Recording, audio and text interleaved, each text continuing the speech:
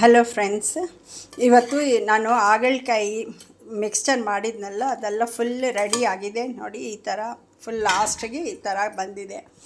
ಎಲ್ಲ ಹಾಗಲಕಾಯಿ ತುಂಬ ಚಿಕ್ಕದಾಗಿ ತುಂಬ್ಕೊಂಡು ಇಟ್ಕೊಂಡಿದ್ನಿ. ಆಮೇಲೆ ಆಲೂಗಡ್ಡೆನೂ ತುಂಬ್ಕೊಂಡು ಇಟ್ಕೊಂಡಿದ್ನಿ. ಫಸ್ಟ್ ಹಾಗಲಕಾಯಿ ಎಣ್ಣೆಯಲ್ಲಿ ಫ್ರೈ ಮಾಡಬೇಕು.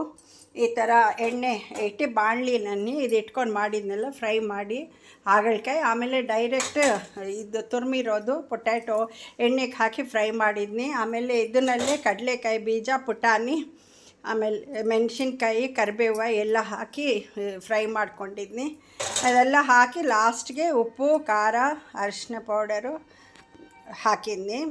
ಆಮೇಲೆ ಲಾಸ್ಟ್ಗೆ ಇದು ಇದು ಆಮ್ಚೂರು ಪೌಡರ್ ಮತ್ತು ಬೆಲ್ಲ ಅಷ್ಟೇ. ಇಷ್ಟೆಲ್ಲ ಹಾಕಿದ ಮೇಲೆ ರೆಡಿ ಆಯಿತು. ಇದಕ್ಕೆ ಉಪ್ಪು, ಖಾರ, ಅರಿಶಿನ ಪೌಡರು, ಮಸಾಲ, ಆಮ್ಚೂರು ಪೌಡರು, ಬೆಲ್ಲ ಲಾಸ್ಟಿಗೆ ಹಾಕಿದರೆ ಸ್ವಲ್ಪ ಸ್ವೀಟ್ನೆಸ್ಸು ತುಂಬ ಚೆನ್ನಾಗಿರುತ್ತೆ, ಟೇಸ್ಟ್ ಸ್ವೀಟಾಗಿ.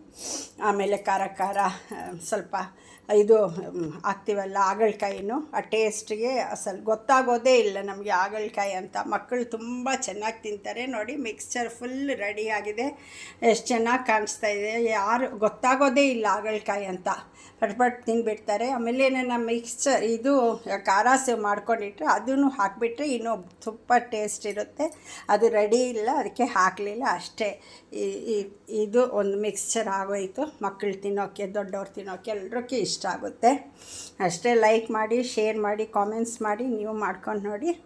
ಇಷ್ಟೇ. Thank you.